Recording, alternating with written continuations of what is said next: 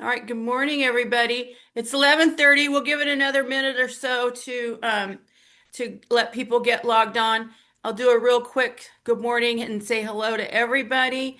Um, I'm going to tell Lisa. So, Lisa, we have in our group, we have participants that are all over, that are local to us, but all over the state of California and really all over the country. Oh, crap.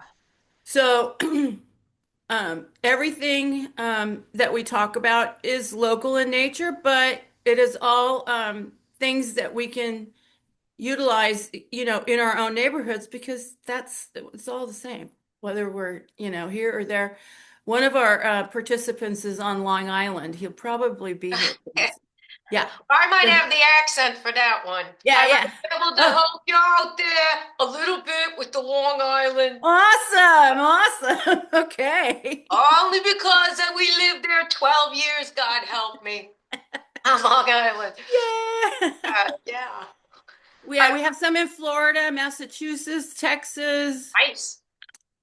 So right now I'm gonna say our furthest participant based on what I can see here is Larry because he's from Southern California. Yay, Larry, so far. And there's Liliana. Good morning, Liliana. Good morning, Julie. How are you? Good, how are you? Good, thank you. Good. Well, I hope everybody had a great Thanksgiving week. Anything stunning? Okay, so did anybody spend any time with any family members where some little bells went off about family members? Things that changes that may have taken place with your family members that are noticeable. So that might need to be addressed for us as seniors, real estate specialists. Anybody? Dale mentioned that in his blog Yeah. about that very thing. People getting together, you haven't seen grandma or your parents for a while, or you're noticing they're not moving as fast, not catching on to stuff, on one thing or another. So that was interesting. Nobody well, she's not related to me, but she's a member of my church. And one of the other members said that she is entering dementia. She felt that she was. And I guess she's qualified. She's a nurse. So yeah, it does happen. Well, the interesting thing is, of course, we all have our own families, right? So do we see things when we see our families, or do we see things only when we see other people's families? Is the thing to watch out for. Yeah, I've seen both. Yeah. Right, right. We're addressing some of the issues and before it gets to the point where they lose their capacity. So I'm Hmm. doing that with my brothers. Oh, that's good. Do they listen to you though, Mickelin, really? Not really. You know, right? So I talk to their children, my nieces and my nieces particularly. Yes, the girls. So if you give them bits of information, are they receptive to that? Oh, absolutely. Oh, that's good. Absolutely. Yes. Okay, I'm just thinking Yes. about my nieces or nephews, and if I gave them a bit of information, they'd be like, yeah, whatever, whatever, whatever. Oh It's gosh. the challenge for all of Yep, us. it is. It All is. right, it's 11:35. We're going to get started here. We are so happy to have Lisa here. Lisa is a trainer and plus much, much more. So she's going to tell us all about uh so Exercise. when when you guys came up with this uh resistance exercise resistance in older adults, I was like, Right. older adults, really? That's just like forget everybody. Oh, okay, mostly That me. could, Yeah, well, right. That could, I will actually define what we mean by older adult. yeah. And Skip actually came up with the title, but it's overcoming resistance, in my opinion, to resistance training in older adults. Oh, So it's I love it. overcoming resistance to resistance training. And well, do you want me to just take off and start Yes, going? that would be fabulous, Lisa. Right. All right, I want to say thank you for letting me be here today. My name is Lisa Parrella, and I'm really happy to be talking with you today. I want to talk to you about something that we don't usually associate with real estate, and that's exercise. More specifically, I want to talk to you about resistance training for older adults, and I'll define what I mean by that, and what keeps them from working out, and what, if anything, we can do to help them stay active, to live longer and live healthier. It's my guess, kind of, that as real estate agents, you help seniors downsize into either smaller homes or assisted living or independent, I'm sorry, or even nursing homes and retirement communities. And as part of your work, you see what a person's health can do to them, how important their health is for being able to stay active and live independently. It's my hope that this talk will give you a better idea of the importance of resistance training for our older adults, what some of those obstacles are that keep them from resistance training, and then what we can do about it to help them live longer and healthier.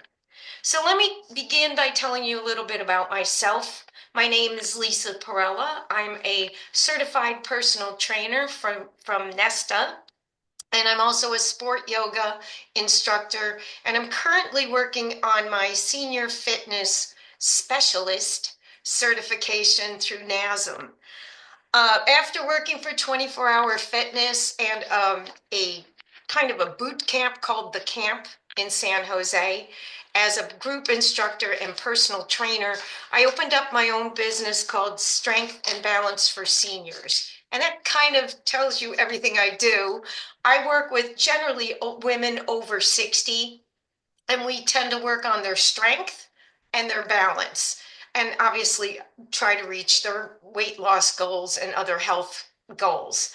But I've also been, in the past couple of years, working for a franchise, an exercise franchise called Live to Be Healthy in assisted living. So in assisted living, I provide small group training for individuals in the memory care section, and also those who are living in the independent and assisted living section of the Carlton over there.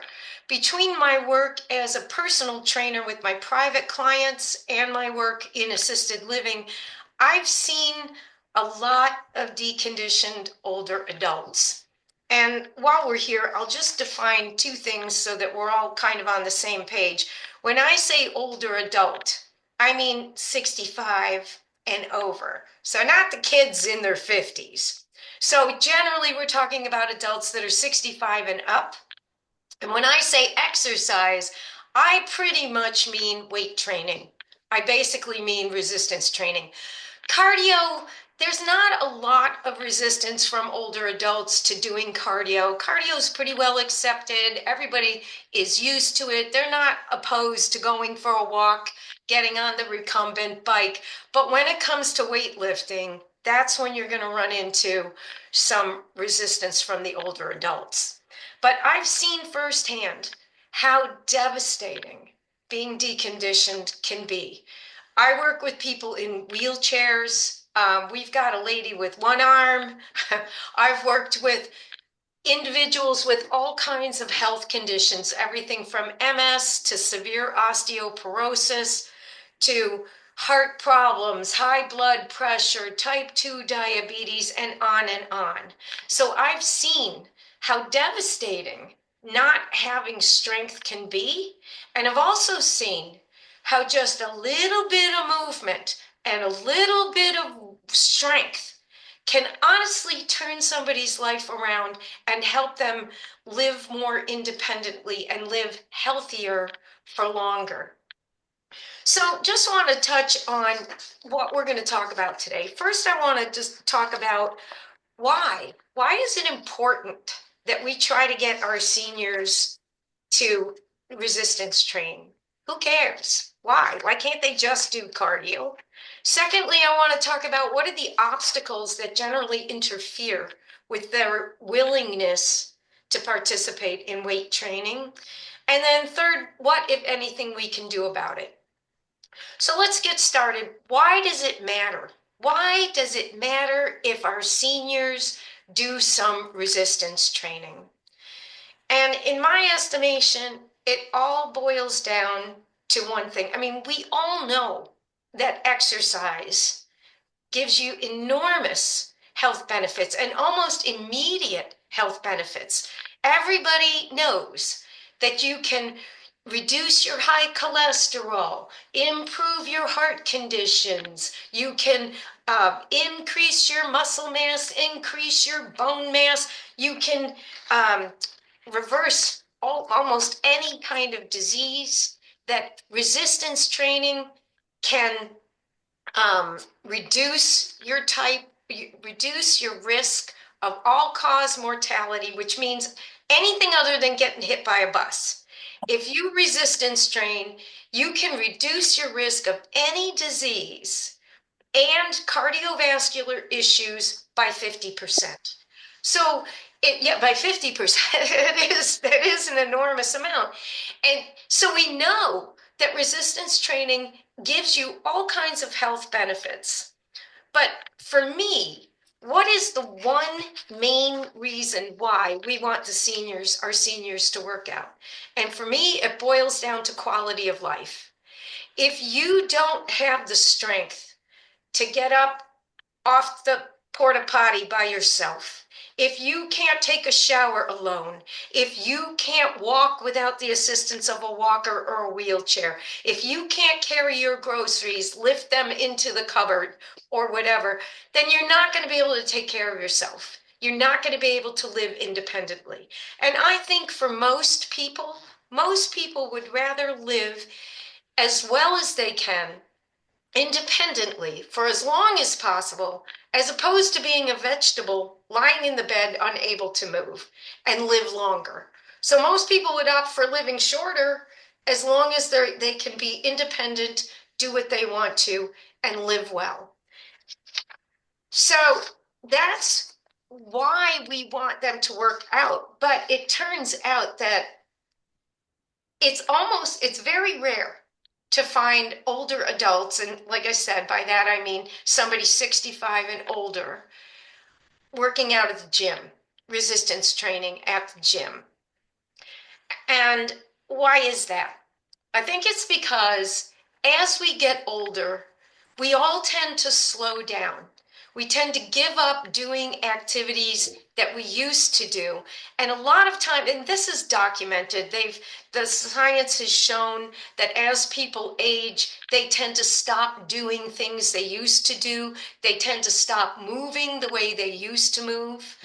And it's true. They've also shown that it's very true that if you stop doing something, the old adage, use it or lose it, is extremely true. But what happens to us as we age, we tend to stop doing things we used to do. For example, think about it. When was the last time you played hopscotch? When was the last time you skipped? When was, except for skip maybe, when was the last time you sprinted, or the last time you rode a bike, or the last time you went ice skating? Sometimes without even realizing it, we give up movements that we used to do. And you think about it, and you're like, well, I haven't played hopscotch in a million years. But it's not because you can't, it just sort of falls by the wayside. So we stop moving. We stop moving. And that leads to our decline in physical and emotional health. So science has shown that if you stop exercising, you'll lose your cardiovascular fitness in 2 weeks, and you'll lose your strength in 2 months. That's not much time. So you lose it very quickly.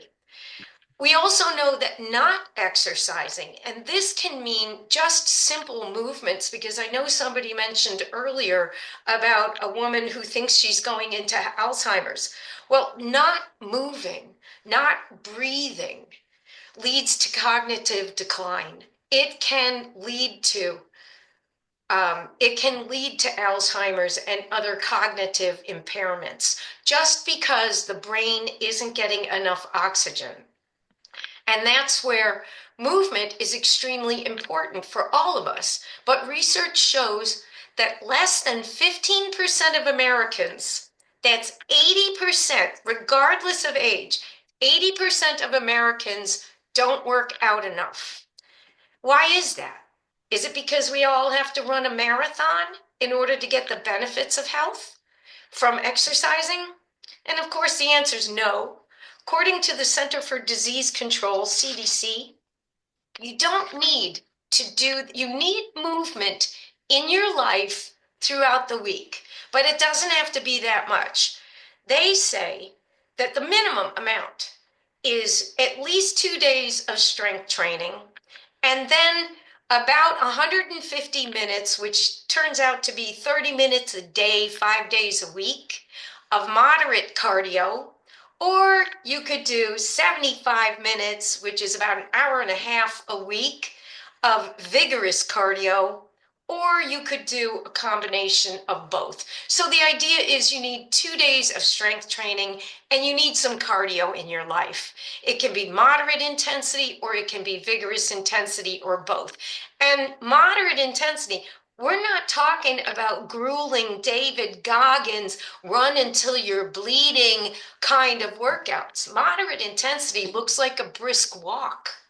It can be pushing the lawnmower. Vigorous intensity looks like riding a bike, playing pickleball, playing tennis. It's not a lot, but the point is we all need movement in our lives on a regular basis in order to keep us healthy. And it turns out that when we're talking about health risks, our seniors, those who are 65 and older, face more health risks and more serious, I would say, more serious health risks than the younger population. So there's three main ones that seniors face when it comes to their health. Those are sarcopenia, osteoporosis, and the risk of falling. So we're going to look at each one of those and see what the risk is to seniors. So let's start with sarcopenia. What is it? It's defined as an age-related muscle loss. Sarcopenia is a natural function of aging. As you age, you're going to run into sarcopenia. You're going to have sarcopenia if you don't do anything about it. It is a natural part of aging. It's defined as the gradual loss of muscle mass, strength, and function due to inactivity. The last part of that is the most important part, due to inactivity. Science has shown that, just these are some facts for you, over the age of 35, anybody over the age of 35, if they don't do anything about it, they are going to lose muscle mass at the rate of 1 to 2% per year. If you're over 60 and you remain sedentary, you can lose 3% or more of your muscle mass. Sarcopenia is so severe that in 2016, the CDC, Center for Disease Control, officially called it a disease. And I see it all the time because a lot of the seniors in assisted living are over the age of, they're in their 70s, they're in their 80s, some are in their 90s, but they've pretty much never worked out a day in their lives. And so you see what the effects of losing muscle mass is on them. A lot of them can't walk. Most of them can't get themselves up out of the chair. They don't have the leg strength to get out of a chair. Many of them can't take a shower alone. They can't go to the bathroom alone. Some can't feed themselves. A lot of them are stuck in wheelchairs. A lot of them can't walk without a walker. Most of them can't reach over their heads. It's all because they've lost muscle and bone strength, which leads us to the other one. The second major health risk facing most older adults who are sedentary is osteoporosis. Now, there's two parts to osteoporosis. Osteopenia, which is kind of the precursor to osteoporosis, it's characterized by a reduced bone density. It can be reversed with diet and exercise, but it's kind of the warning signal that you're headed towards osteoporosis. Osteoporosis is a disease that weakens the bones and makes them more prone to fracture. It's characterized by reduced bone mineral density. Less bone and reduced mineral loss and more mineral loss in your bone makes your bones much more susceptible to fracturing. Some statistics on osteoporosis for you, because I knew you'd be dying to know. 10 million Americans have osteoporosis. 2 million are men. We usually associate it with women, but 2 million men have osteoporosis and 8 million women have osteoporosis. And osteoporosis impacts your everyday life. I have a client that I work with who has severe osteoporosis. She's not allowed to bend over. So I don't know if any of you take yoga, but one of the moves in yoga, you round your spine to touch your toes, or even if you're just trying to bend over to pick up your shoes. She's not allowed to do that because if she does, she runs the risk of fracturing her spine. I've heard of people fracturing their spine, people with severe osteoporosis, just standing at the sink washing dishes, which supports my theory that housekeeping is extremely dangerous and should be avoided at all costs. But, but the point there is that that's how severe, that's how dangerous osteoporosis is. You could be just standing at the sink doing nothing and fracture your spine. Less muscle and weaker bones means that most older adults can't stand upright and they can't walk. And that leads us to the third major health risk, which is falling. Some statistics on falling, it's quite alarming. Every second an older adult falls. There are about 3 million emergency visits every year due to falling. Falls are the leading cause of injury in older adults, that's 65 and older. And science has shown that adults over 70 who fall and suffer a hip fracture will be, not might be, will be dead in 6 months. That's scary. That's absolutely scary. So why do people fall? There's a ton of reasons, everything from cataracts to, tripping on the rug, to wearing the wrong shoes, to tripping over the cat. But I find that one of the biggest reasons why older adults fall is called gait degeneration.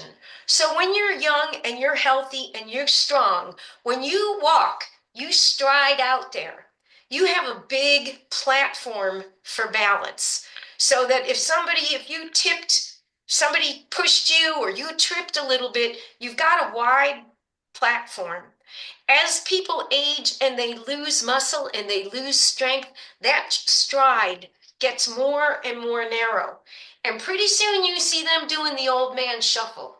That little shuffle is extremely dangerous because they're gonna trip. They're kind of like a top, like a spinning top. You have no platform for balance. It's a lot like being on a tightrope.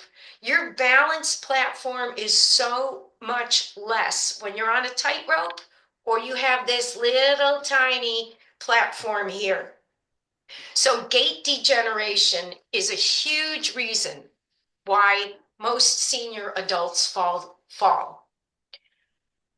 So now we kind of have a good idea of why exercise matters. We understand what some of the major risks are to our older adults who don't work out, who don't resistance train, and who don't do cardio at all. But the question now becomes, what can they do to protect themselves against these health risks? What, if anything, can they do? And what type of exercise? We know they should exercise, but what type of exercise should they do to prevent osteoporosis, sarcopenia, and falling? And the answer there comes down to one thing and one thing only, and it's not cardio. It's resistance training.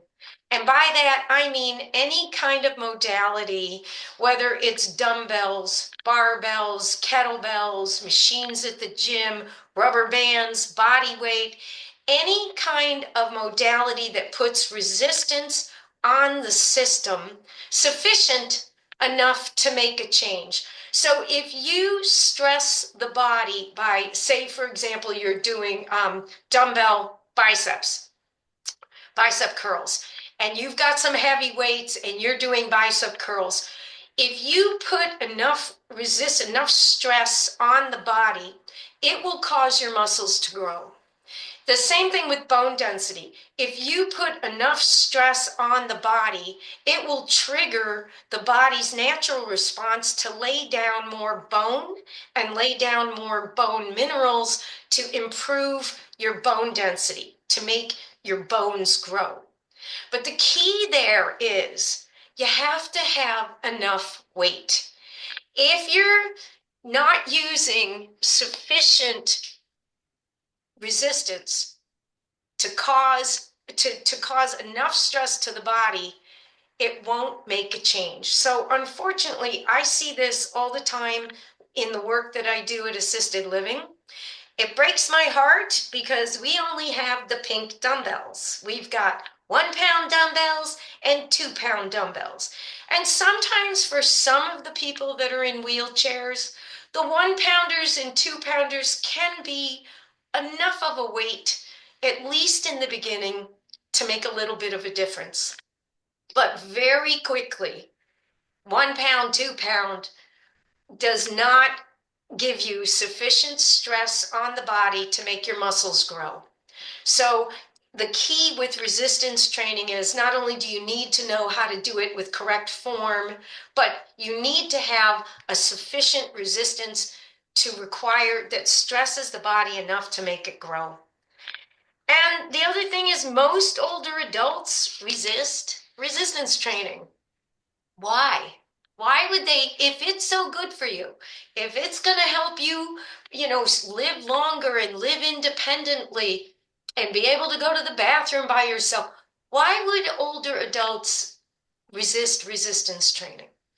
There's a ton of reasons, but I'm just going to touch on the three that I see the most. The biggest one, and probably the one that's the most difficult to overcome, is mindset.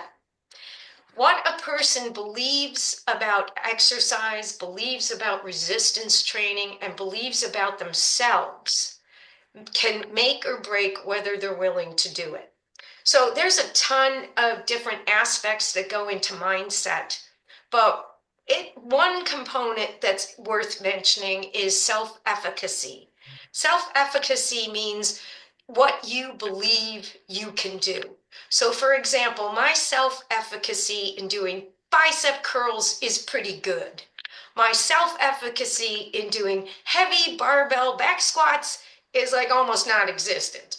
So I'm not going there. I won't be doing those, but I'll be doing bicep curls. So what somebody believes about themselves and what they can do will either get them to work out and do resistance training or not.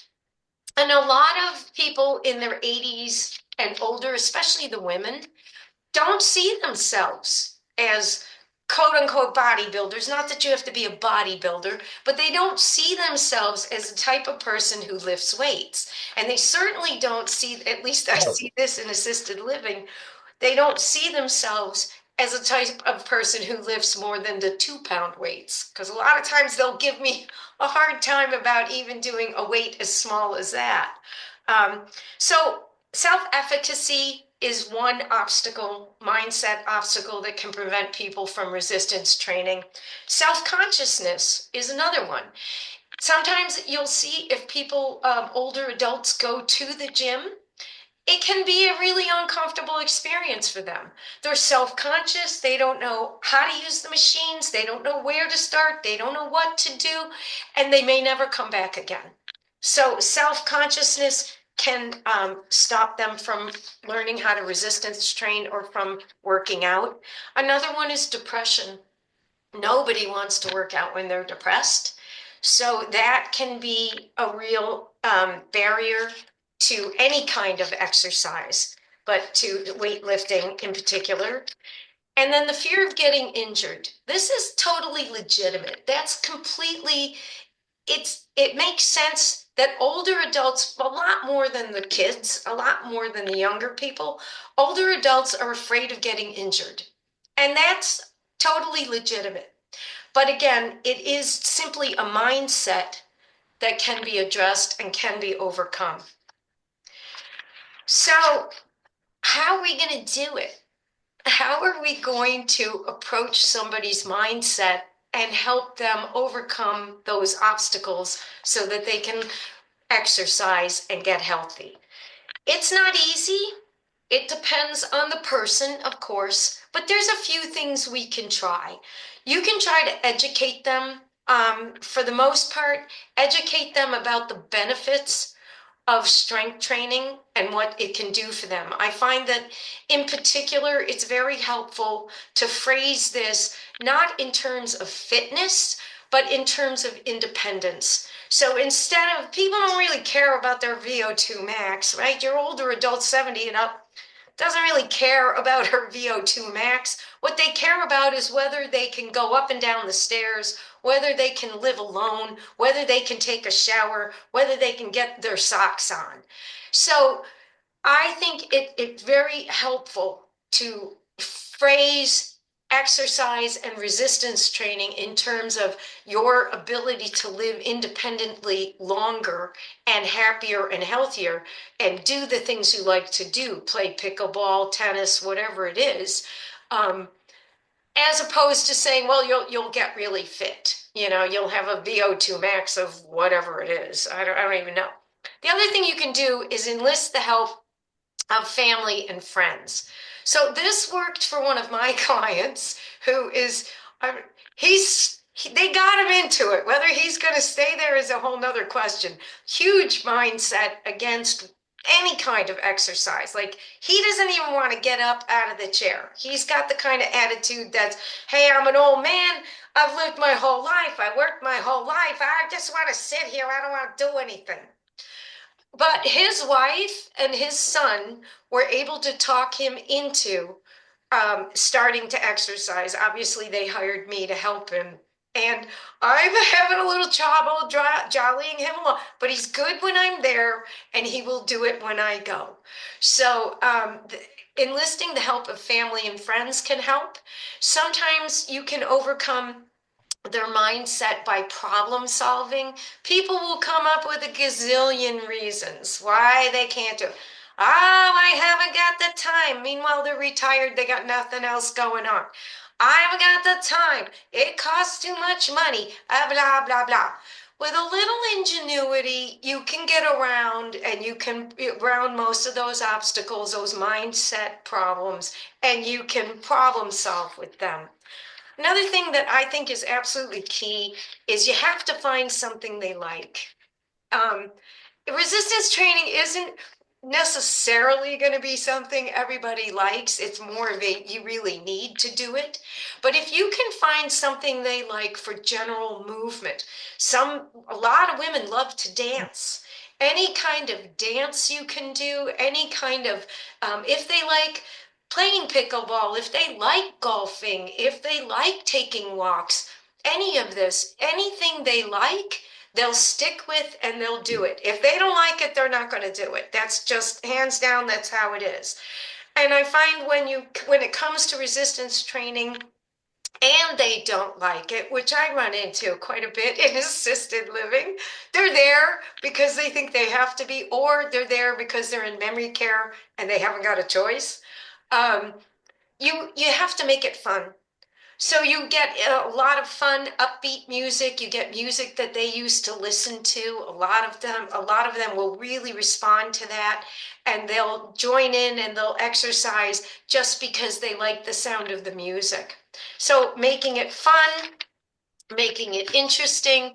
And I found something that I use a lot is YouTube is a fabulous resource, especially for the adults, which we'll touch on in a minute, adults that are living home alone and don't have anybody with them. YouTube can be absolutely fantastic. There are a ton of different exercise videos, everything from strength training to dancing to yoga to Tai Chi, all kinds of YouTube videos for seniors, particularly for seniors. And you can use that to get them interested in working out. So I had somebody text me one time about the father was home with the caregivers and he refuses to go for the walk. The doctor told him he's supposed to go for a walk every day, and the caregivers weren't enforcing the doctor's orders. And the daughter wanted to know, what can I do about it? And I suggested, put on the YouTube. They're going to be sitting there watching TV. And if you find a YouTube that they like, they just might move along with it. You can do all kinds of chair, seated workouts that can be fairly effective. Can be fairly effective. Not as good as being able to stand up, but you can't have everything. So the chair workouts work.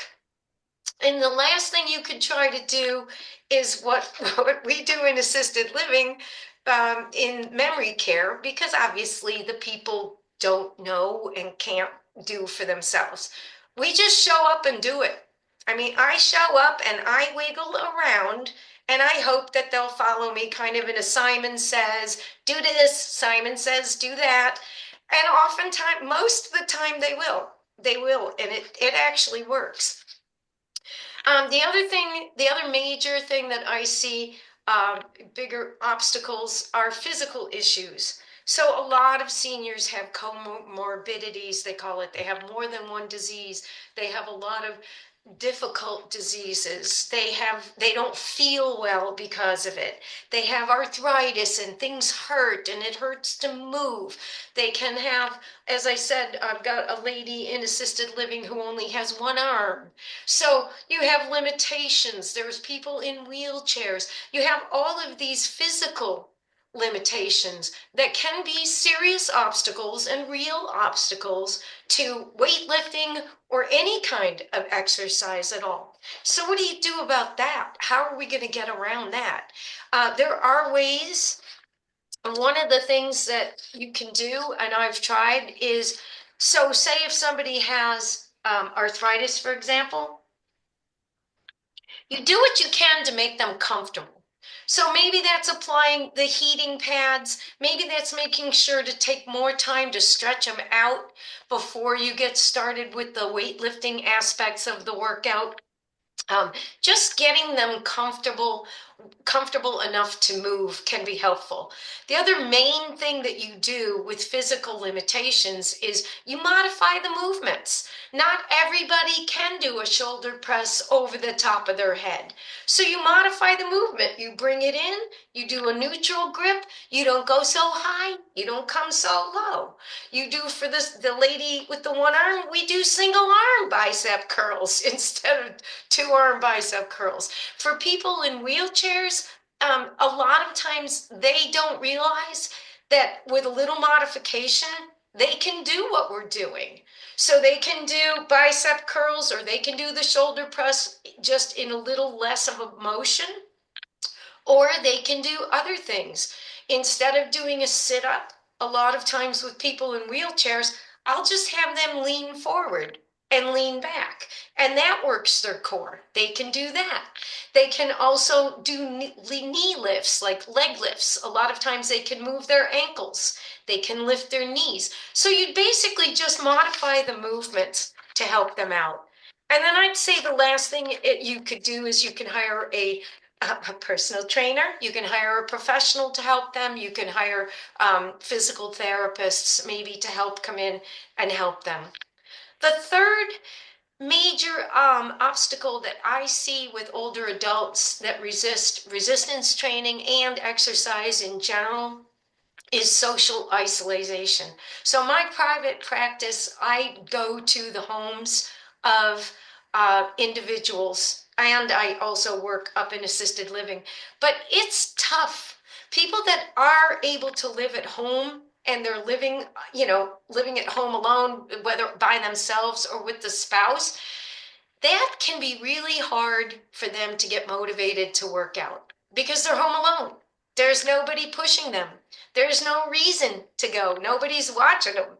So that can be a tough one. And unfortunately, the social aspects of working out have been really well documented. Science has shown that the community aspect, the group aspect, social aspect of working out really helps people improve their mood and their attitude and their mental well-being as well as their physical well-being. So what do we do to help individuals who are living home who might be socially isolated? Well, you can suggest group exercise. See if you can get them, involved in teams. There's all kinds of senior Olympics and senior sports and senior teams. So try to find something they like. See if you can get them to join a group and get that social aspect from that. Another thing you can try to do is try to get them to join the gym. You might run into the self-consciousness thing that we talked about before, but trying to get them to join a gym because I find it's really important for them to see other adults, and there will be other seniors, not a ton, but there will be other seniors working out. That makes a difference when you have that peer kind of where you say, oh, she's doing it, so can I. So trying to get them to join a gym, trying to look for an exercise buddy, or again, getting family and friends involved or hiring a personal trainer. That can all help to overcome the obstacle of isolation. So there's a bunch of ideas there for you for how to overcome some of these obstacles. We've touched on a lot of information, I think, a lot of information. um, why it's important for older adults to resistance train. What are some of the obstacles that keep them from working out? And then what, if anything, we can do about it? I think that helping adults, helping seniors to work out, and especially you guys having senior clients, whatever we can do, we all have a role in helping them to improve their health and fitness. And I think it's so important, the work that you guys are doing. You're kind of on the front lines because you see the way I see how devastating being deconditioned can be for an older adult and what the struggles are that their families face when it comes to trying to help their parents or their loved ones age well and live as independently as they can for as long as they can.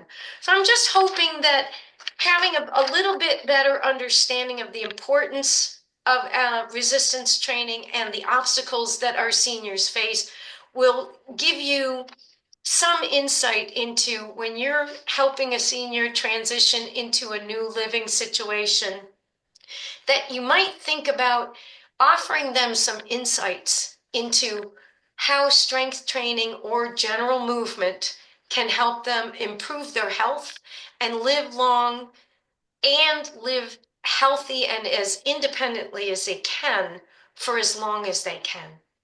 Thank you. Thank you. That's it. Ex- That's it. That was amazing, Excellent. amazing. That was so helpful. Thank you. It was So okay. Maggie, I can see you're chomping at the bit. Maggie. Questions? Questions? I Yeah. question. Okay, go. Go, Maggie, go. Hi, everyone. I just wanted to say what a great presentation. I'm a trainer and nutritionist, and I see a lot because I do reverse mortgages. So I see the clients that do work out and the ones that do not, and how they age differently. True. My oldest lady customer is 109 in Pleasanton. She does resistant training. She's one of my personal clients for training. And then my oldest male customer, he only does cardio, but he Right. does here and there some resistant bands. He's 108. And I can Wow. Mm. tell you, these two people do not need assistance for anything. So you can definitely tell how that actually changes you. And I want to share two other stories if you guys don't mind. My dad had a stroke. I lost him 6 years ago. When he had the stroke, he was half paralyzed and he started resistant training right after that. He started moving. But you know what happened? He got depressed. He Yeah, stopped moving. And when he stopped moving, everything stopped. it's true. And my mom is still alive. I'm here right in front of her house right now. But anyways, she's very active person, 76 years old. She plays basketball, she does headstands, she does it all. But Oh she's my had God. 3 falls in the last year, 3 falls that she's had. And I mean, she's such a warrior. She's still running. She's still doing things. Today she has a training session with me, and I can tell you it's a big difference. So I truly love your presentation. I truly believe that everyone should be working out. That's right. You know, everyone should be moving because we are meant to move. And like you said it, if you don't move, you're going to lose it. So thank you so much for that. Thank you. And you bring up a really good point. The part about your mother working out, but nevertheless, she fell. When you have enough muscle on your body and enough and decent bone density, you can withstand the fall. So the impact, you can withstand the impact of a fall better than somebody who, like my client, who has severe osteoporosis and is about this big around. She has no fat on her and no muscle. So the muscle absorbs the impact of the fall. And, like knock wood, if she didn't get hurt. But that's another main big reason why they ought to have do a little strength training to build muscle, because God forbid you fall. You can generally withstand the impact of it if you've got muscle to protect you. Thank Okay, you. and here's the trick. So I just recently read a couple of articles and papers and we've had discussions. It's yes, falls are prevalent. Okay, but here's the thing. You have to be able to get up. Right. So that's what we're looking at now. This is what I have conversations about. Yes, we're gonna falls happen for everybody at any age. The Yes. the discerning factor here is the being able to get up or even being able to get in a position where you can get help. So recently I had even my own mother, she fell a couple weeks ago and was in such a situation where she didn't have her button and it was not anywhere near. She had to scoot, and that took hours. So this is not it's all not a good thing. No. So they have to be able to, or we have to at least ad- uh, have the knowledge. Okay, so I could fall, but I've learned how to get up. Two things about that, and you're absolutely right. One is you can train that. You train them in different ways of being able to get up. But if they don't have the strength to push themselves up, they're never getting up. My in-laws, my mother-in-law, we used to call her Weebles Wobble, and she would just kind of slip, and thank God she never got hurt, but she never had the upper body strength to even crawl to the chair and then get the leg underneath you and then lift up. She had no strength at all. And we had situations with then my father-in-law comes over, tries to lift her up. Well, he hasn't got the strength. Down they both Yeah, go. about They yep. stay there overnight because they couldn't get to the phone, they couldn't call, blah, blah, blah, but you've got to have two things. You've got to have the upper body strength and the lower body strength to get up when you fall. And then you can train how to get up. But if you've got no muscle, you're staying on the floor, you know? And that's where you you have to have that button. Keep Yeah, but that's the oh other thing. but oh the butt oh and even my mom told That's the other thing. They have the button, they they, won't push the button. they won't push the button. Or they Like, take I it know. off. Or or they they take take it it off. off. It's downstairs. The Oh button's yeah. downstairs. Yeah. And you're like, Yeah. how many times do we have to tell you? And it can really be frustrating. There were some You know, Well, things I wanted to ask as well.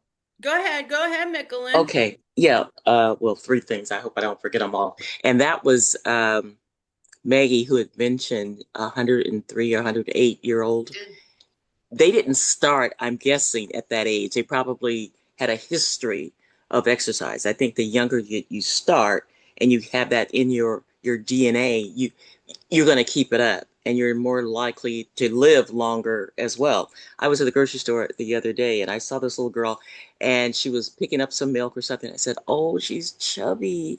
And I looked around and I looked back and I saw her parents. They were also chubby and they're going to do what their parents do. If their parents aren't exercising, not eating a balanced diet, guess what you're going to leave behind for your children? Same thing. Yeah. Same thing. And that really saddens me to see it happen in children. The other thing, I have a friend and she is in a facility that she's become adjusted to it. She doesn't, it's okay. And I don't know if she's given up because she's not where she really wants to be, but she's gotten better because she's working on her upper body. She was tremendously overweight. She's lost some of that, but her feet are like almost like little potatoes because Yeah. she doesn't get up because she has fallen twice when she was in her own place. And so she's just afraid. She's Yeah. afraid of getting up and even trying. Yeah. So with that, one thing leads to another. The place that she really wants, they would take her, but they were talking about physical exercise and doing all that kind of stuff. But it's like something for her to strive for. I just don't know mentally if she's ready to get up and do something like standing on her own. She'll stand with some help, but she doesn't stand by herself. But that's a place to start, and you're right. A lot of the mindset obstacles come from what people have seen and how they've been living their lives. They don't exercise, but at a certain point, sometimes if you come into, you say you get diagnosed with some kind of disease and it becomes imperative, even in your older life, like you're in your 70s, and then they tell you you've got diabetes or something, if if a person finds that this condition is severe, it's very severe, it applies to me, and you can tell them, they also believe fitness will help improve their condition, and they have that self-efficacy. They're like, okay, well, with a little help, I could stand up, I could do it. They will start later in life. Are they going to look like Arnold? No, but that's not what we're after. We're just trying to get, like your friend, to get her to stand up on her own. And it's not going to be fast, but you can No. start little by little. You start by holding her up and then let her sit down right away. And then little by little, you transfer her into being able to do it herself. And I do find in assisted living, um, it's easier for them to work out because they have all these activities. You got the piano guy, then you got this thing happening, then we're gonna, yeah, blah, blah, blah. They have all these activities, and there's all kinds of exercise activities. Sit and be fit, sing and fit, stretching this, yoga that. They have a ton of exercise classes, and a lot of Yeah. people go to them.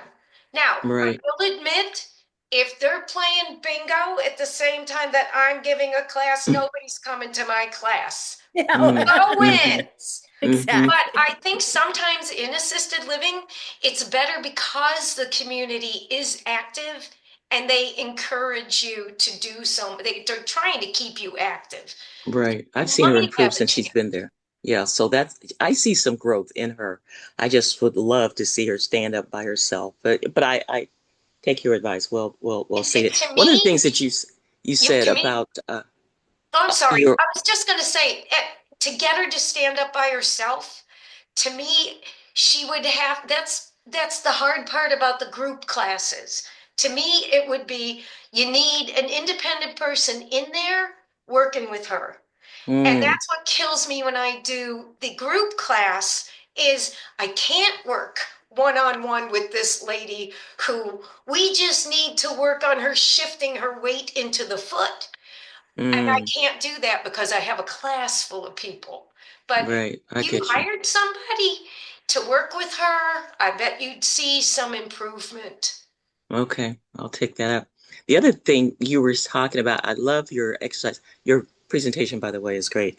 When you were saying Simon Says, Yes. okay, Simon Says, raise your right hand, raise Yeah. your left hand. That Simon's, but you didn't say Simon. So how many do you feel or do don't raise their hand? It's like a brain exercise because you didn't say Simon said, raise your Oh, left hand.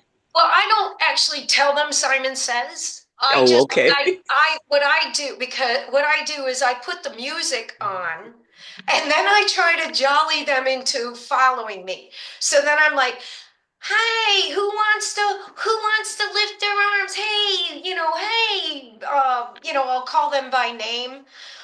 Oh, hi, Jerry. It's so good to see you. Let's do this because they don't remember. And I tend to tell, because mostly this is memory care. So I will repeat, hi, let's exercise. Hey, why don't we exercise? Let's just do one arm at a time. You go slow, you repeat, and you just do the movements and jolly them into it. And the next thing you know, the ones that stay awake, if they're awake, they'll follow what I'm doing. Hmm. Sometimes they won't. Sometimes it doesn't matter. Maria's in a bad mood, and you can tell. Other times I'll do something like I'm doing this, and they might do that. So then I Mm, change and I do this. Whatever hmm. they do, I mimic that movement and then they'll come along with me. So it's Okay. that kind of a thing. That's mostly how we do it in memory care. In assisted living, there are some cognitive problems.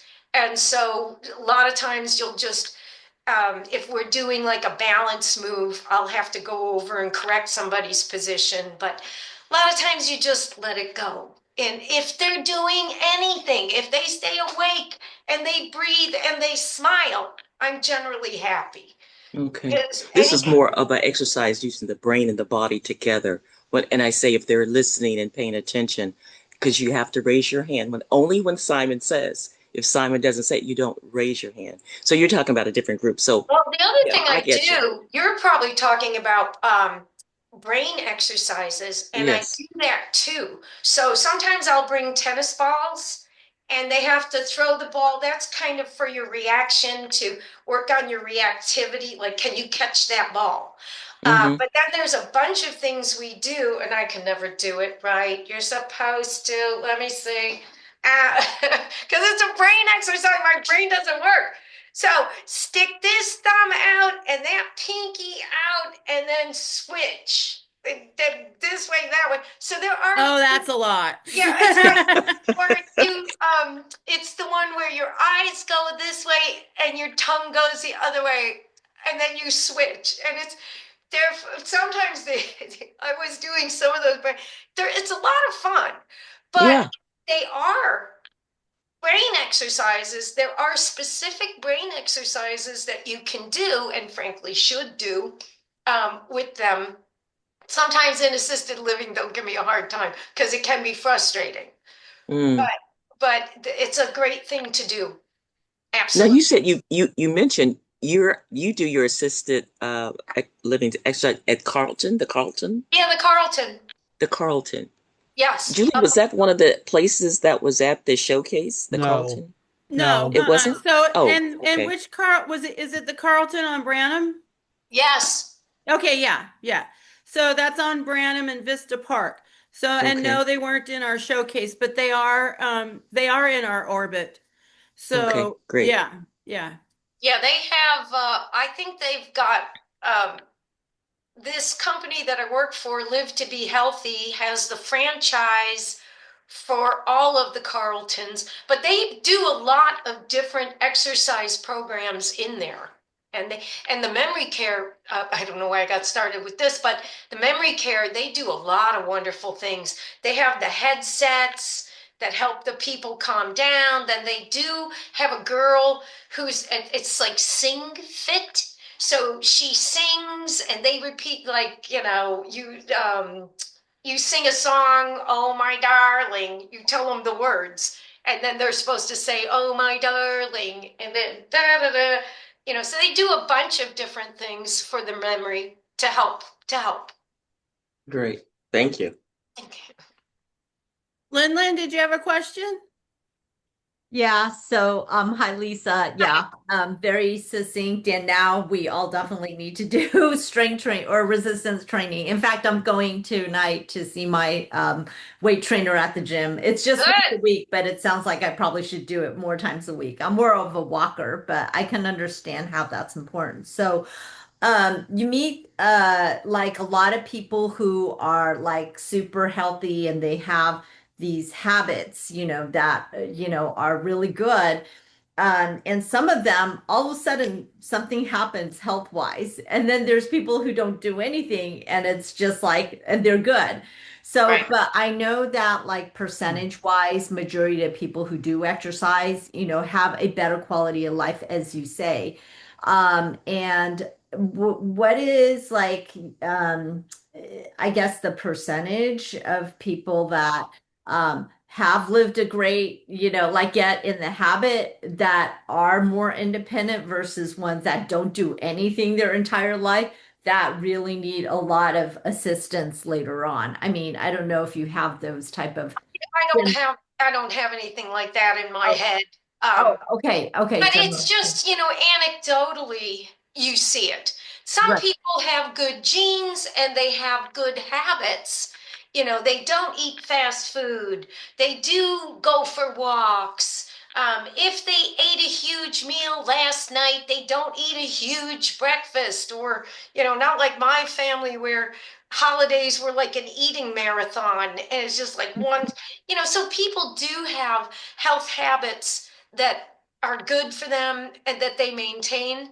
And then there's the type, my aunt smoked cigarettes her whole life and never got cancer. So, there's no telling. But generally, overall, you can say that the people that stay stronger and move well, whether that's they're doing Tai Chi or they're just getting out and walking, they're touching their toes, they're keeping themselves mobile, they're the ones that live longer and better. It's funny because the record holder for the longest recorded living person was a French lady, Jean, I forget her last name. She lived to be 123 and she smoked for 100 years. And since she's French, she drank tons of wine. Okay. And, it just goes to show you. And I don't know, then it get, the marathon runner that drops dead of a heart attack, Damn walking through fix, the, yeah. yeah. Yeah. So, You go can't, I figure. mean, there's no, between genetics and lifestyle, they talk about the blue zones where those people have a lot of social interactions and they're eating healthy, they're eating seasonally, things like that.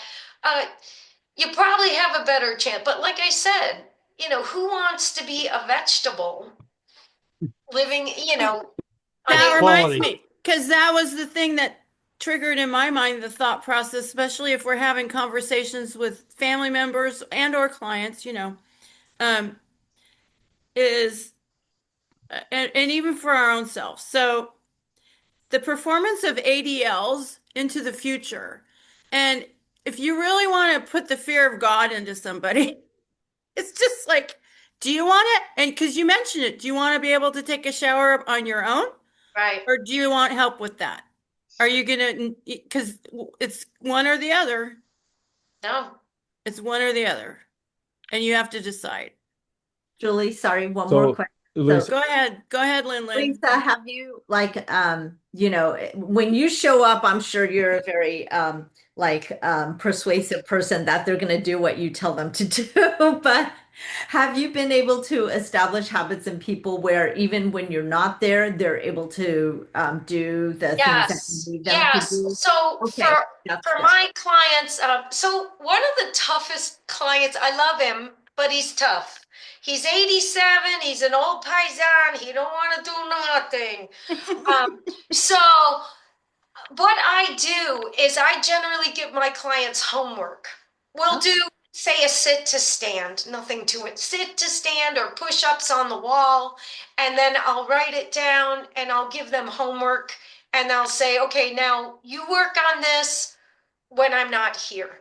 Other clients that are more advanced, I have a 75-year-old, and her, it's more like, okay, I want you to start going to the gym. She has a gym membership. I want you, when you're there, I want you to do lat pull downs and this thing and that thing. And I'll give her a workout.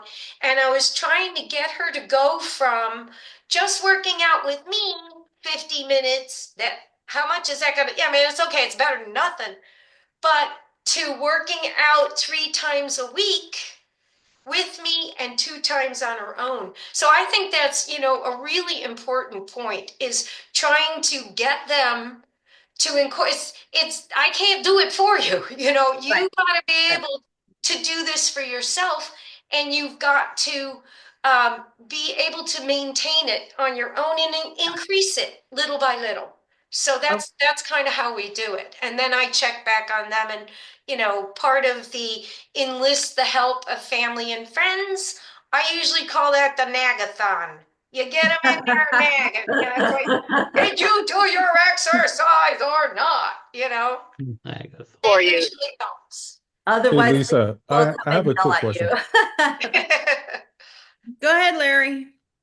Hey, thank Well, you. Hey Lisa, thank you for the presentation. I really enjoyed the content. It resonates a lot with me. I'm lucky. My mom's 83 years Oh, old wow. and she dances. She lives in a small town in southern Arkansas, and she does line dancing, and so that's Oh, her physical fab. movement and that mental Yes. stimulation as well. And so she knows 40, 50 different dances or routines or whatever they call it. But here's my question and then an ask. um Stretching, I think, is kind of one of those precursors to lack of Yes. movement and conditioning and all that stuff. And so I'm curious how that plays into your practice, right? Just getting your clients to stretch. Um, and more importantly for me specifically, because I've had these conversations with my mother, right? Just she's active, she walks, she does all these things, but I'm trying to get her to stretch a little bit more so she has that mobility. So getting down into a squat, for example, just to be able to squat, which is Yeah. part of getting up and out of a chair, or if you fall, you got to Yes. pull yourself up. Having that flexibility in your hips is critically important. Huge. So that's the backup to the question, which is, are there any online resources, videos that sort of have this conversation for someone like me? I mean, it's one thing for me to have a conversation with my mom, great relationship, but she's looking at me as a 52-year-old man. She's Right. 82. She's doing the best she can. She uses her two Right. pound weights religiously. I can't get her to pick up a 10 or 15 pound. Right. So if there was some online education, some resource I could sort of point her to that start the conversation, About um, stretching, particularly stretching and strength resistance training. training, just to Okay. understand that it's not enough just to do those 3 pounds. You really got to push Yeah. your Yeah. body so you Like get I that was saying, soreness and that's you get that growth. right? That's the frustrating part for me in assisted living because even if I want that, we just can't do it. Stretching is really important. And mobility is tough because a lot of times they'll have the clients have like an old injury that they never resolved. And so what I have a tendency to do is I steal ideas from physical therapists. So if I find out she's got a rotator cuff injury, I'm not necessarily stretching. We're doing more of what a physical therapist would do to rehabilitate Mm, that injury. So a lot of times I'll start there. There are certain little moves like this move for a frozen shoulder to undo a frozen shoulder. So I'll start with more of a move that can help them open up. Other times it's for a lot of them, they can't get down on the ground. So foam rolling is out. Or even if they could get down on the ground because they have blood pressure, high blood pressure, and this and that, you can't do foam rolling. Or, because they have the blood thinners, so they might bruise. So you can't do foam rolling, which would be the ideal way to start with a mobility thing. Um, so you have to do like standing stretches or warm-ups. You just make sure you do warm-ups. To convince her to lift a little heavier, that's so hard. There are more than YouTubes that talk about it would probably be more like blog posts that talk about the importance of going up in weight and putting a stressor like we talked about putting a good stressor on the body. There's also podcasts.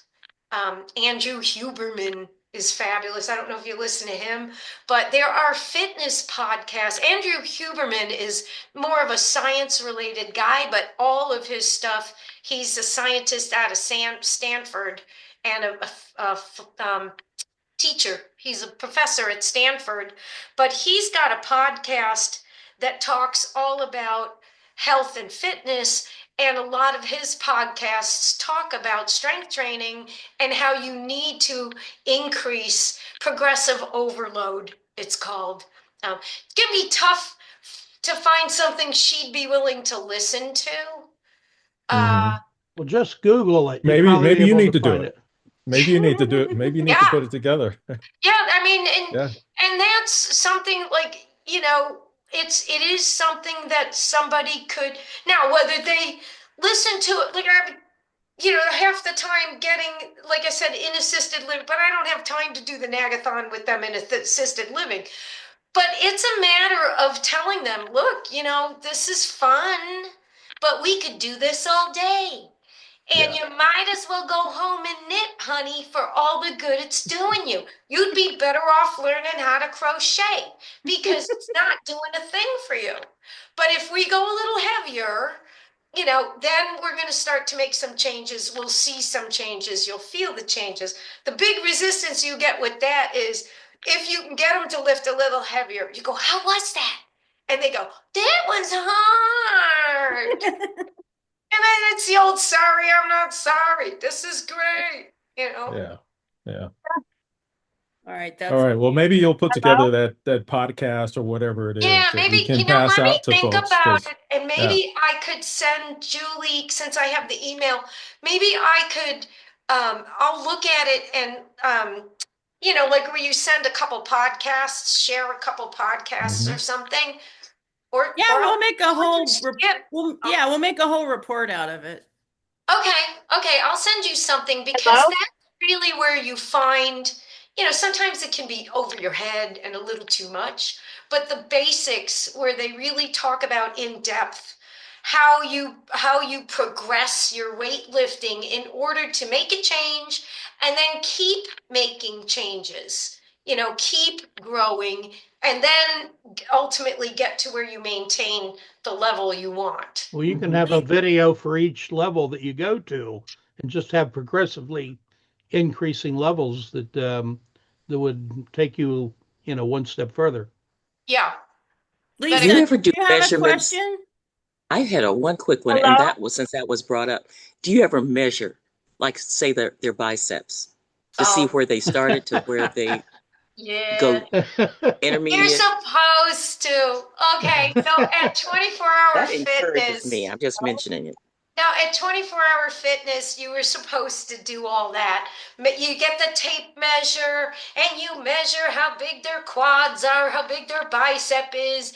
And then, assuming they sign up for 30,000, sessions, then you prove to them that they got bigger. Da, da, da.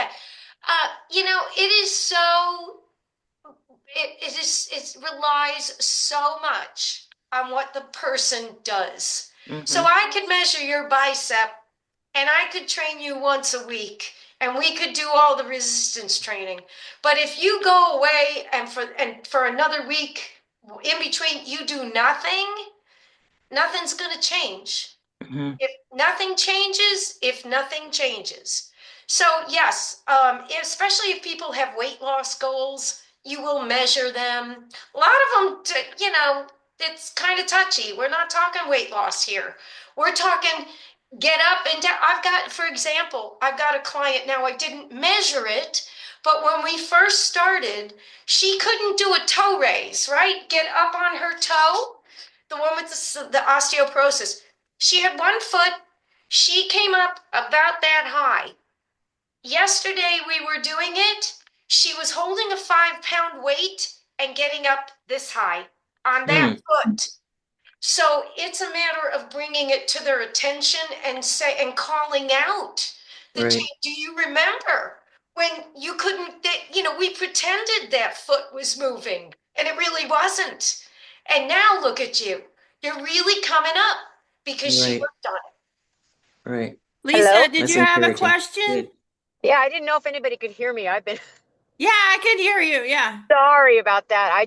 I'm on my car phone now. I just have a question about if you go into the senior living communities and then what if you were to teach the activities person how to do a half hour with them every day? I mean, it seems like they could put that into their You schedule. know, they do have a ton of activities and they have, I forgot what it's called. They have the bars, like a long bar. And Hmm. once a day, now I think the seniors have to pay extra for this. So that's why not everybody's in it. They have the kid, he's a nice kid. One of the activities kids, very nice kid. And he's allegedly teaching them how to do push-ups, allegedly teaching them how to do lunges. And I would love to teach him how to teach it, Well, that's what I mean. as If you taught them, how to give them that. yeah, I would, but that's, that's the Carlton themselves, separate Mm. from the guy I work for. They do that. And they Uh, have these kids do it. But somehow they don't want to pay me to teach the kid, to teach the seniors the right way yeah. to do it. So comes down to some money. Politics. Politics. Yeah, yeah. Because Yeah. that drives me crazy. So then what I try to do when they get in my class is I try to teach them the right way to do the push-up, the right way to do the lunge, the right way to squat. Sometimes I'm able to take them out and do it on the bars, but even if not, and they'll go, "Oh, yeah, no, we do this all the time." And I'm like, "Yeah, I know. That's why I'm teaching you how to do it."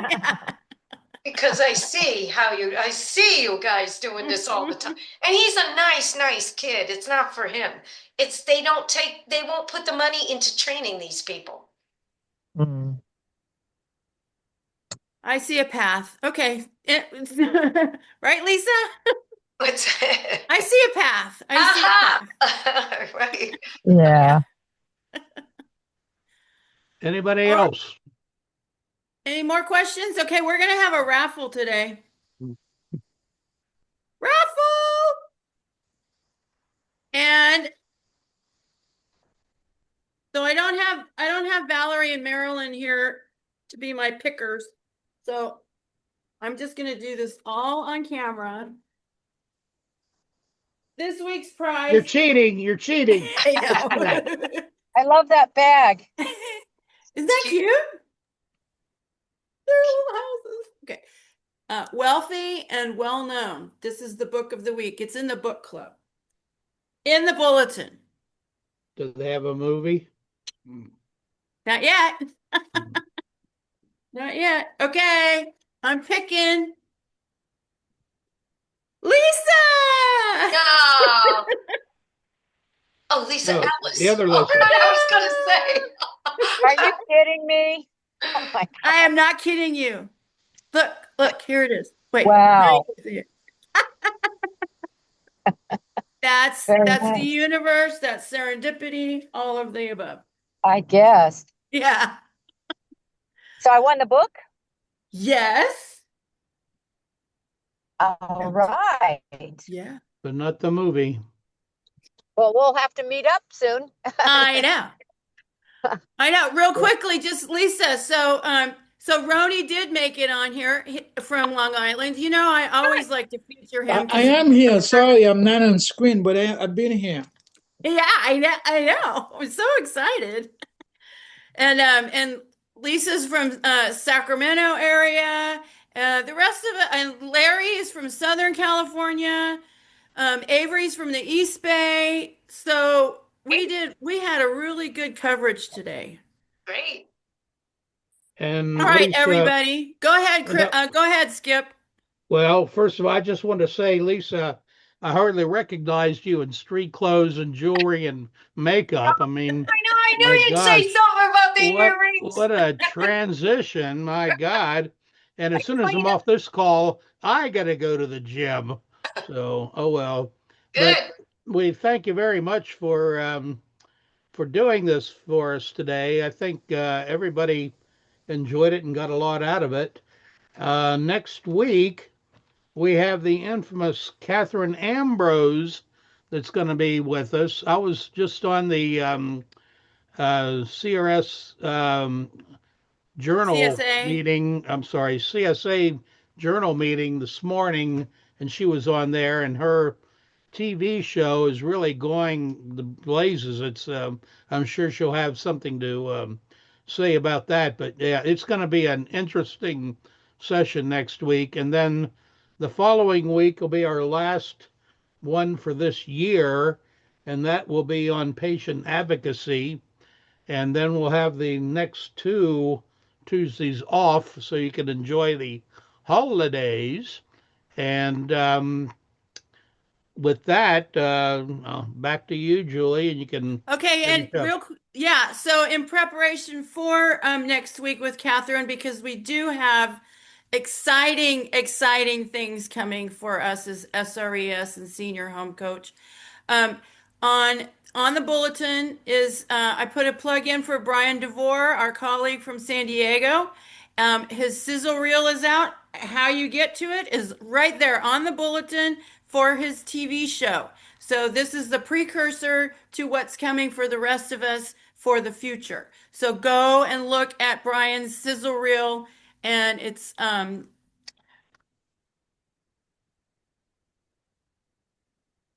so you can see it right there. What's that you hold up? Julie, what Senior did you say, Spaces, Catherine? Senior Spaces TV show. I'm telling you, 2026, we're going to blow up. Our group's going to blow up. We're going to blow up as SRES. We're just, it's coming. It's coming. Be ready. We're going to bring Lisa with us, Lisa. Okay. So, What is she? Avery, you ready? Yes, I'll have to do group training. Yeah, That's right. Just totally. meet us at the gym. Yeah. Okay, I'm motivated too, and I'll mention this at 4 o'clock today. I'm going for my bone density test. Atta girl. So, Atta Yeah. yeah, girl. I already know I'm pretty dense. Okay. Oh, Julie, what sorry. did you say Catherine does? I'm sorry, what? What did you say? You said Catherine is next week. What does she Yeah, do? Catherine's next Tuesday. Yeah. Catherine Ambrose. Oh my Yeah. gosh. She's been on before. America's Hi, Home Coach. Julie. Can I just have one more question for Lisa? Yeah, Just go real quick. ahead. Lisa, I was looking on your website and said for women, do you, and but it sounds like you do men as well. I just You want men as well. I okay. basically started with my focus on women. Uh, Okay. because I like women. I'm a girl. I like Okay. girls. Okay. But Okay. I also train men as well. Okay. And then I couldn't see anything about the cost of your services. Is that like a base by or case by case? If you have to ask, you No, can't no. afford it. Is that right? If you got to ask, you can afford. No, no. I basically, if it's in person, Mhm. it's $65 an hour. But for the seniors, an hour tends to be long. So I do 55 minutes, 45, depends what they need. And then if it's via Zoom, I think it's $45 for Oh, okay. Zoom classes, Okay. which is a virtual thingy. Okay. So 65 in person and 45 via Yes. Zoom. Okay. Yeah. Okay. Thank you. Yeah. And then obviously if it was a group class, it would be cheaper for everybody, Oh, okay. you know. Thank Try you. getting everybody together, though, like herding cats. That's the thing. That's the thing. And also, as I say, I mean, I love group classes, but you can't give people the individual attention that they really need. And Yeah. so I find that frustrating. So to me, group has got to be small. Yeah, Yep. it would have to be small. Okay. All right. Thank you so much. Good. All Thank right, you. everybody. This was great. Everybody have a great week. We will see you guys next week. Good. Thank Thank you so you. much. Thank you for Okay. being Thank Thank nice you. you to so me. much. Bye. Super helpful. Thank Thank you. you. Thank you.